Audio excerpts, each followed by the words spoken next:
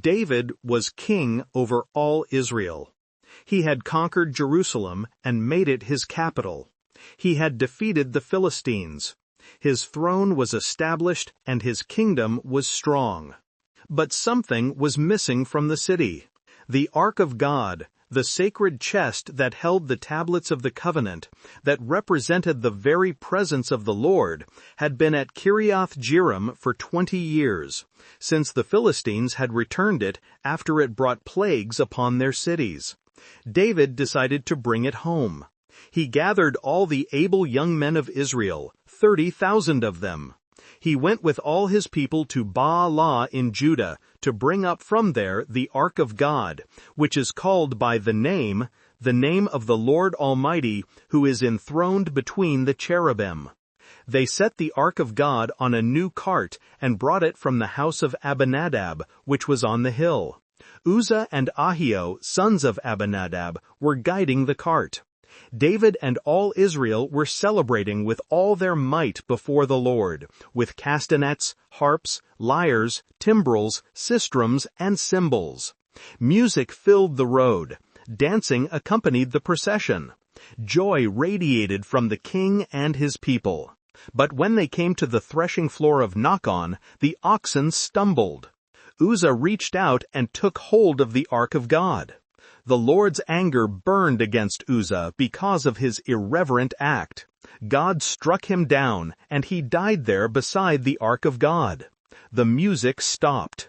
David was angry because the Lord's wrath had broken out against Uzzah. To this day that place is called Perez Uzzah, the outbreak against Uzzah. David was afraid of the Lord that day. "How can the Ark of the Lord ever come to me?" he asked. He was not willing to take the Ark of the Lord to be with him in the city of David. Instead, he took it to the house of Obed-Edom the Gittite. The Ark of the Lord remained in the house of Obed-Edom the Gittite for 3 months, and the Lord blessed him and his entire household. King David was told, "The Lord has blessed the household of Obed-Edom and everything he has because of the Ark of God." David considered. He inquired. He studied what had gone wrong. The ark had been carried on a cart, the way the Philistines had transported it.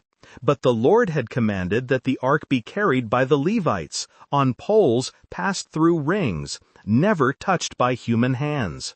God's holiness was not a matter of preference or custom. It was a boundary, and Uzzah had crossed it, not out of malice, but out of familiarity. He had grown up in the house where the ark rested. Perhaps he had forgotten what it was. Perhaps David had too. David had brought the ark with celebration, but without obedience. Good intentions could not substitute for reverence. Enthusiasm could not replace the fear of the Lord. Now he would do it right. David went to bring up the Ark of God from the house of Obed-Edom to the city of David with rejoicing. This time the Levites carried the ark, as Moses had commanded according to the word of the Lord. When those who were carrying the ark had taken 6 steps, David sacrificed a bull and a fattened calf. Wearing a linen ephod, David danced before the Lord with all his might. He and all Israel brought up the ark of the Lord with shouts and the sound of trumpets. The king of Israel, the warrior, the statesman, the shepherd who had faced Goliath, now leaped and twirled before the ark like a common worshiper, undignified, unashamed, overflowing with joy. As the ark of the Lord entered the city of David, Michal, daughter of Saul, watched from a window. And when she saw King David leaping and dancing before the Lord, she despised him in her heart. They brought the ark of the Lord and set it in its place inside the tent David had pitched for it. David sacrificed burnt offerings and fellowship offerings before the Lord. Then he blessed the people in the name of the Lord Almighty. Then he gave a loaf of bread, a cake of dates, and a cake of raisins to each person in the whole crowd of Israelites, both men and women. When David returned home to bless his household, Michal came out to meet him. "How the king of Israel has distinguished himself today," she said, "going around half naked in full view of the slave girls of his servants as any vulgar fellow would." David answered, "It was before the Lord, who chose me rather than your father or anyone from his house, when he appointed me ruler over the Lord's people Israel. I will celebrate before the Lord. I will become even more undignified than this, and I will be humiliated in my own eyes. But by these slave girls you spoke of, I will be held in honor." Michal, daughter of Saul, had no children to the day of her death. The ark was home. The presence of God dwelt in David's city. And the king who had waited so long to receive his throne had learned something about worship. It was not about dignity before men. It was about joy before God.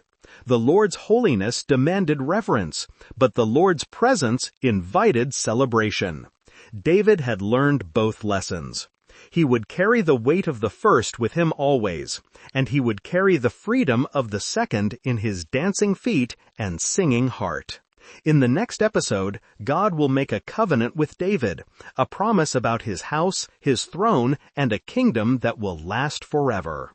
If this story moved you, please consider subscribing and sharing.